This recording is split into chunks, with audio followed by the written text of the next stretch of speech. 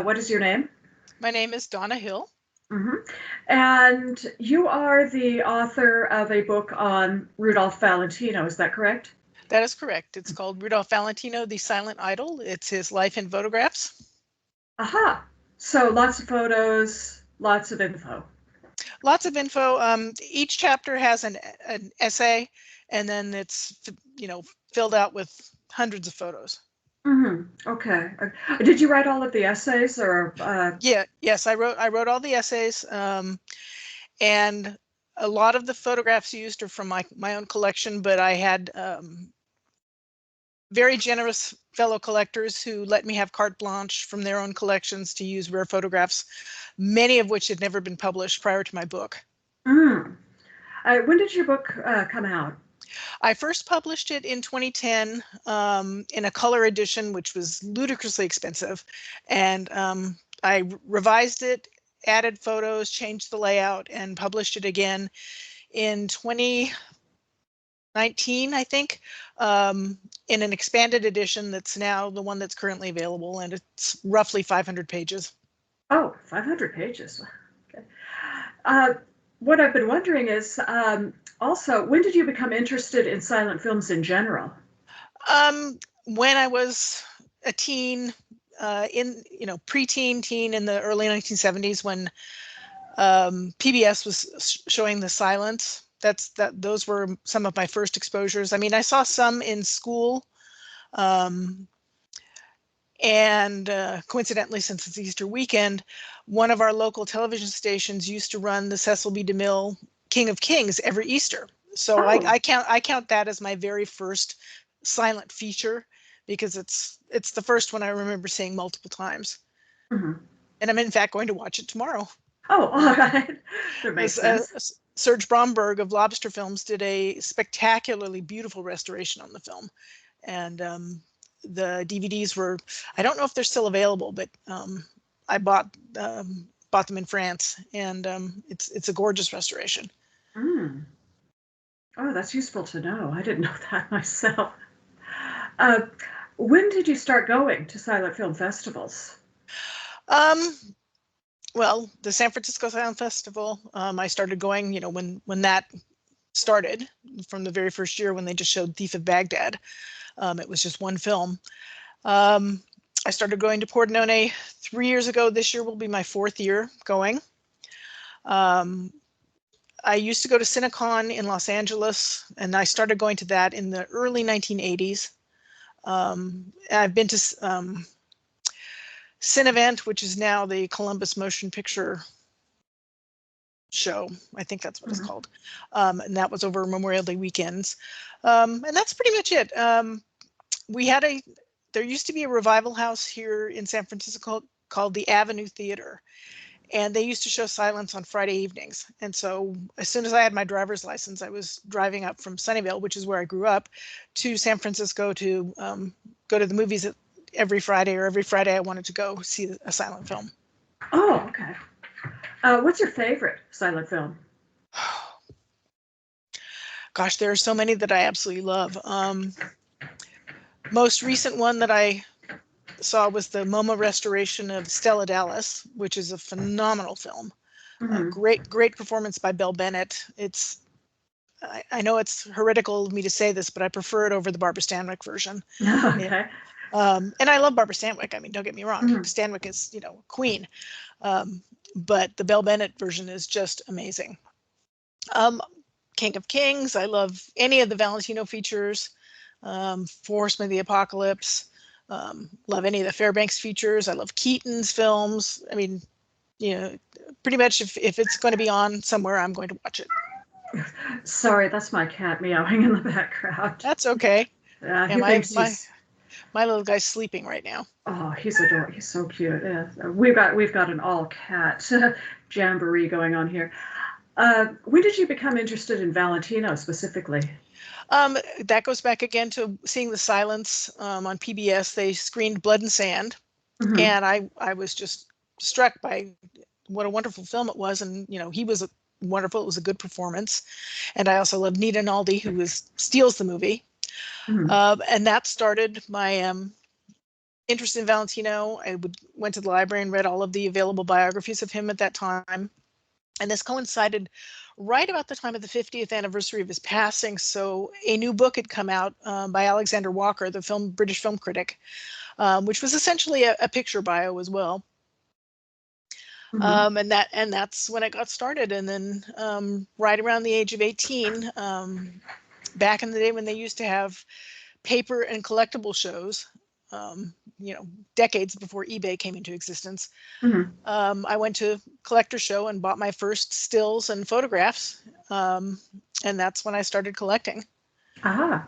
And I traveled down to Los Angeles where met my best friend who also collected Valentino, and got to go to places like the Silent Movie Theater when it was run by John and Dorothy Hampton. Saw Blood and Sand there and Son of the Sheik. And, back in that time, it was before, home video. It was very rare and hard to see silent films. Oh yes, of Unless, course it was. unless you went to, someplace that it specifically showed them. Mhm. So the bulk of my early viewing was in, the mid 1980s when I would, go to Cinecon and they would screen some silents, or if I was down in Los Angeles to go to the Silent Movie Theater, or up here at the Avenue Theater, and occasionally at the Castro. When I moved to San Francisco in the late 1980s, the Castro had still had the Wurlitzer organ in the theater, and they would show Ah. silents periodically. And Dennis James, who was a very famous silent film accompanist, he would play various films. I saw him play films like Wings, which was incredible. Mhm. I've seen him play Four Horsemen live a couple of times. And when Alita, Queen of Mars was first coming out, known out of Russia, he played one of the premieres at the International Film Festival here in San Francisco, where he played with a friend of his, and he also had just recently purchased a vintage theremin. Oh. And that was a fantastic night because he played the organ and he played the theremin, and then his friends accompanied him as well. And it Mhm. was a fantastic night. It was a great film, great fun. What is your favorite Valentino film? Four Horsemen is my favorite of his films. I also love Son of the Sheik because it is a film that was made, at the height of the silent film era, where the artistry was impeccable, and it's a very nice quality film, beautifully directed, beautifully shot, witty, well done scenario by Francis Marion, and it just got everything right. Mhm. And my feeling for Valentino is that, so many actors of the silent film period, most of their films don't exist. Like my current research project, of course, is Dorothy Gish, and the number of films of hers that exist or that are available are painfully small. Mhm. So with Valentino, we're very lucky. Basically, only two of his feature films when he was a star, first one being Uncharted Seas when he was just getting started, that was made when he was still at Metro, Mhm. and A Sainted Devil, are basically the only two films that are entirely lost. So, his output as a star is thankfully very easy to find. But even if Son of the Sheik were the only film to exist, I think it would be blatantly obvious that you could see why he had such star quality and why he was so popular, Mhm. just from that one film alone. Oh, what Excuse made you decide to write a biography of Valentino? Um, well, it's not technically a biography. I did originally start out wanting to do a biography, but then Emily Leiter's wonderful book came out in 2003. And I decided at that point, having seen all of their various books or any of the magazine articles that came out, they always used the same photographs of Valentino. And to me, it limited to who he was to the image that he was on screen. And having collected at this point, by 20 years, had a significant amount of photographs that had not been published. I hadn't seen them in fan magazines, and most of them, or many of the ones that I used in the book, are either portraits or candid photos, off camera, photos from his own collection. that showed the other side of him, the side that the fans didn't see, because he, of course, was typecast as the chic or as an exotic. And I wanted to show that he was normal, just like anyone else. He had his hobbies, which were his cars and his animals and things he liked to do. And that stuff was never really talked about. So that's why I decided, after Emily's book came out, which was such a fine biography, I didn't think there was the need for another biography at this point. I didn't feel that I can contribute anything significant to add to her biography. So I thought, okay, let's go with photos, which are things that people have not seen.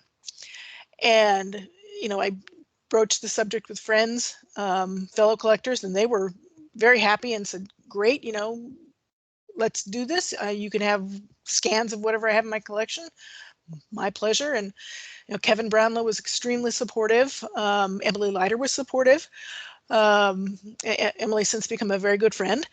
And the other collectors were just great. And I found some wonderful photos here at the San Francisco Public Library in the, sorry, I'm blanking. I'm having a senior moment. The Call Bulletin photo collection, which is one of the few photo morgues that is not, ripped apart and sold on eBay. It's actually complete, and you can go in and look at the original photographs and request scans to use for publication.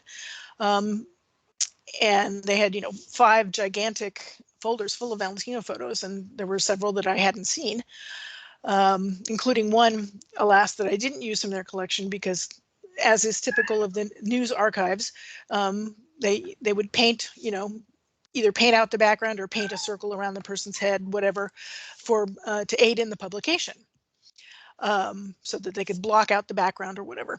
And there was this one great photo that I absolutely loved, wanted to use, but it had paint on it. And because of scans, that was something that couldn't be removed. So I didn't use it in the first edition. And literally 3 days before I pushed finish on the revision, I found a copy of the same photo on eBay, vintage original, absolutely beautiful, and I got it for pennies. I couldn't believe it. And so that was like the last edition into the new version of the book. Oh, that's excellent.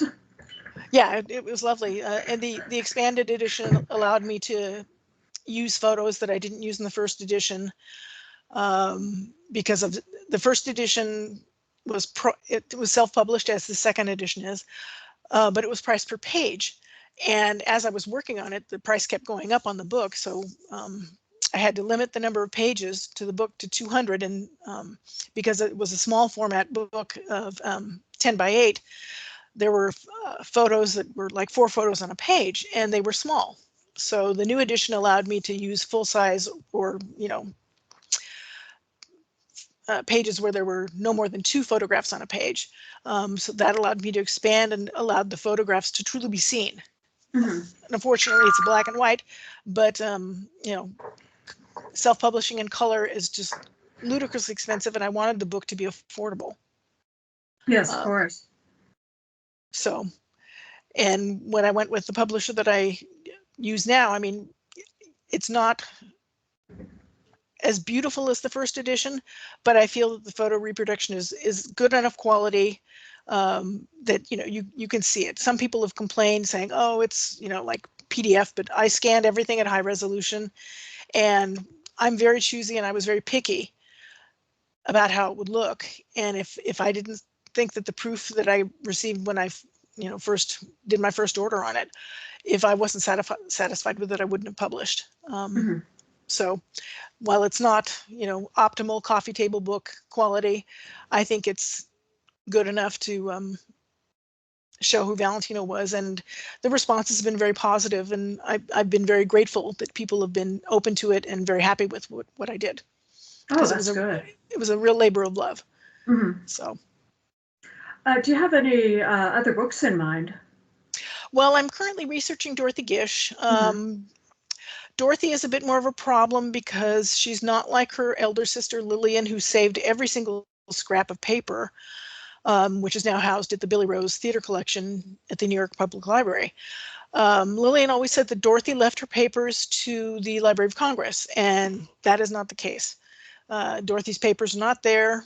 No library holds, any of her correspondence. Oh. I think when Dorothy moved to Italy in the mid 1960s, where she sadly died only a few years later, I think she pretty much dispersed and trashed a lot of her paperwork. There are a few letters and things in Lillian's collection, but there's not very much. So having direct source material for Dorothy is a little more difficult. And this may end up just being either an examination of her life and career as best I can do, with as best of a biography as I can write. But, newspaper sourcing from that period, as you well know, is not always the best. A lot of it is crap. So you have to sift through the wheat and the chaff. But that's my next project. That's what I've been working on for the last 10 years. And I'm just now starting to, get blank virtual paper in front of me and start typing things out. And we'll see how it goes. Now, silent film in general, we know that it's not a widespread interest, and a lot of people say, oh, black and white films are boring, they should be in color, the silent films are ridiculous. What do you think is the best way to create more silent film fans among younger generations? First off, start them young. I mean, the nice thing is there's so much material available now. I mean, you can expose kids to Chaplin and Keaton and Harold Lloyd because their films are on DVD or Blu-ray. With the advent of kickstarting, people like Ed LaRusso, who's put out, I think, 25 DVDs of little seen films, or Marion Davies films, Ben Modell and his Undercrank Productions have put out some great DVDs. They've got a volume 5 of Accidentally Preserved coming out in just a week or so, that has a couple of really neat films on it, which I'm looking forward to seeing. The material's out there. It's so much more readily accessible than it was when I was starting to learn about silent film. And my early knowledge of silent film was the fact that I went to the public library. And in the 1970s, it was a truly golden age period for books on silent film performers to be recognized. And so I would go to the film section in my local library, which at that time the library budgets were great, and you could get everything. I mean, they literally would stock anything in the library. And the film collection at my local library in Sunnyvale was huge. So I started at A and read everything in that whole section. And in conjunction with that, I would go to the biography section, and, people like Miriam Cooper, there were Richard Schickel wrote his bio of D.W. Griffith. I mean, Chaplin's autobiography. I read all of those books, and that spurred my interest. And when the films started to show up on television on PBS, I watched them and loved them. And then at that point, when I graduated from high school, back in the day when they gave you money and lovely gifts to graduate from high school, I had enough money saved that I could, I bought a Super 8 film projector, and I started collecting films with Blackhawk. Yes. So that's when I, got my first Chaplin films. I got my first Mary Pickford film. I bought The Eagle and Son of the Sheik from Blackhawk, and I screened them on my bedroom wall. For the kids today who, poo-poo black and white films, I think more than anything else, it's because they have not been exposed. And it's not just necessarily silence. I mean, films in the 30s and 40s, I mean, fantastic scripts, great actors. The production was beautiful. I can't imagine anybody sitting down and watching Captain Blood with Errol Flynn and Olivia Havilland and finding it dull. It's a delightful romp. It's action filled. It's got an engaging story and great action sequences. I think more than anything, kids need to be exposed to this stuff. And unfortunately, particularly in the US, elective artistic courses are the first things to get cut because of budget concerns. Yes. And, I'm old enough to remember that, in high school, we actually had one of the English teachers who created an elective course for film study. Oh. And, I joined that class, and that also helped. And I did a presentation on that class because I had just started collecting, and I screened Son of the Sheik for my fellow classmates. And, the first 10 minutes they were laughing and, not really taking it seriously. And then all of a sudden the room went quiet, and the school period ended before the film ended. The film was only about 63, 64 minutes. But nobody got up when the bell rang. They stayed and watched till the end of the movie. And this was probably their first film of silent era. And I thought that was great. I mean, it says a lot that, students who had not been exposed to this kind of film before, were open-minded enough to see it, and in the end came to enjoy it. Mm-hmm. And I don't think that's any different for kids today. The main thing is they need exposure. And with the internet and being able to watch things on YouTube, I mean, unfortunately, and I'm probably a victim of the same illness myself. I don't have attention deficit disorder, but my attention span is certainly reduced thanks to social media. Mm-hmm. And I think that's probably the same with, younger kids and teens and even young adults today. But if given the chance to sit down and watch some of these films, I think that they would be pleasantly surprised. I mean, for kids that have been brought up on CGI and the Marvel universe, there's so much more to be seen that it doesn't need explosions and special effects. Mm-hmm. A good story will always outweigh, I think, any of that. Exactly. And these the kinds of movies that you've mentioned tend to be, it's the same story rehashed over and over and over again, so that there's nothing original in it, whereas the Silents were highly original and had those incredible sets that you no longer see. Right.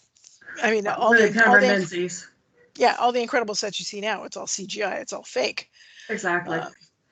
And then, yes, there were special effects, of course, but I mean, some of the effects from the silent era, they still work. Going back to Son of the Sheik, the double exposure with Valentino portraying his own father and the younger Sheik character, those effects still work. They're still very, very good. And they were all done in camera. Yes, exactly. And Buster Keaton's marvelous engineering technique with the Playhouse, where you see 9 of him on stage simultaneously. Yes. Building a light-proof black box. Yes, and going back to Sherlock Jr. as well. I mean, the effects in Sherlock Jr. are fantastic. They are. They truly are. They're unbelievable, really, and it just goes to show what a genius Buster Keaton was. Yes, he was. Truly. As we slowly wrap up, I would like to ask one more question, and that is concerning the lost films, of which there are far too many from the silent era. What are the holy grails of silent film that you would absolutely love to see? Well, for Valentino, of course, and I am sure the film is a stinker. I'd love to see Saint Devil. Mm-hmm. One, because it's another pairing with Nita Naldi, who I absolutely love. And it's a lost Valentino film, but it essentially flopped at the time it was released. It didn't do well, but I'd still love to see it. I'd love to see any of the Dorothy Gish films that she made between 1917 and 1920. She had a contract with Artcraft, which was a division of Paramount, and she starred in like 8 or 9 comedies. None of them exist. And I would love to see one of them. She was enormously popular. I mean, ideally, remodeling her husband would be a great one to see, simply because that's the only director credit that Lillian Gish had. Oh gosh, there must be a Lost Mary Pickford that I'd love to see. I'm not thinking of it right now. What about London After Midnight or The Miracle Man? I'd personally, I'd rather go for The Miracle Man. London After Midnight, based on what I've read from people who saw it at the time, it wasn't that great of a film. I mean, it certainly, the vampire makeup of Lon Chaney and the poster art is legendary, and it whets your appetite. But was it a great film? I don't know. Sure, I'd love to see it. I mean, I love Chaney. Mhm. Phantom of the Opera, Hunchback, The Unholy Three, any of the MGM films he made. The Unknown is, bizarre and rather sick. Yes. All the Todd Browning films are wonderful. But if I had to choose between The Miracle Man and London After Midnight, I'd go with The Miracle Man for myself. Mhm. But of course, everybody wants to see London After Midnight. Happily, a few lost films have been found. I mean, San Francisco Silent Film Festival, which is happening in just about 2 weeks. David Sten is bringing the recently found short comedic film called The Pill Popper, which is an early film with Clara Bow that just got Mhm. discovered. So I'm looking forward to seeing that. Mhm. And while we all want to see lost films, there are so many films that are languishing in archives because of lack of funds that we have the material on that need restoration. And Mhm. for every lost film that's found, I would love to see 1 or 2 of the films that are surviving in good condition, saved and restored. Even if it's a lesser film or a film that doesn't have Douglas Fairbanks or Mary Pickford or Buster Keaton or Charles Chaplin or Valentino or Lillian Gish, they're worth saving. Mhm. Yes.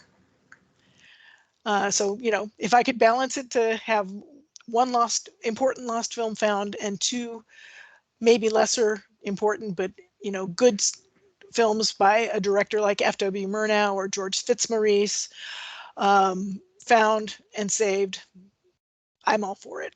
Mhm. It's Of it's a, course. it's a worthy cause, no matter which way you look at it, I think. And in that regard, again, going back to Ben Modell and people like Ed LaRusso, who is, kickstarted 25 films. His most recent one is, which I have yet to watch, is the 1924 version of The Enchanted Cottage with Richard Barthelmess Oh and May yes. McAvoy. Yes, they played that in Pordenone some years back. Um, so, I've got that to watch. And it's great that, these small companies, even Grapevine Video is still in existence. They're doing Kickstarters now rather than having their big catalog. Mhm. It's great that these films are, getting saved. And, Mhm. the Library of Congress has been hugely supportive and helpful in providing prints and scans of the material that they have, that are not restricted by rights, even though films are in the public domain. There are still donor restrictions, and there's some films that I wish that they could release because they are important films. They are in the Library of Congress collection, but unfortunately they're restricted by the donor, and that's just sad. Oh yes, of course, of course. Okay, well, yeah, this has been wonderful. Yeah, thank you so much for your time. I am going to say a few things after I stop recording, but before I stop recording, is there anything else that you would like to say? I look forward to seeing you in Italy in October. Oh, thank you. I look forward to it too. Okay, so I will stop recording now, and after this video, I will put up a link to your book online so Okay. that viewers can view it. So I am going to stop recording.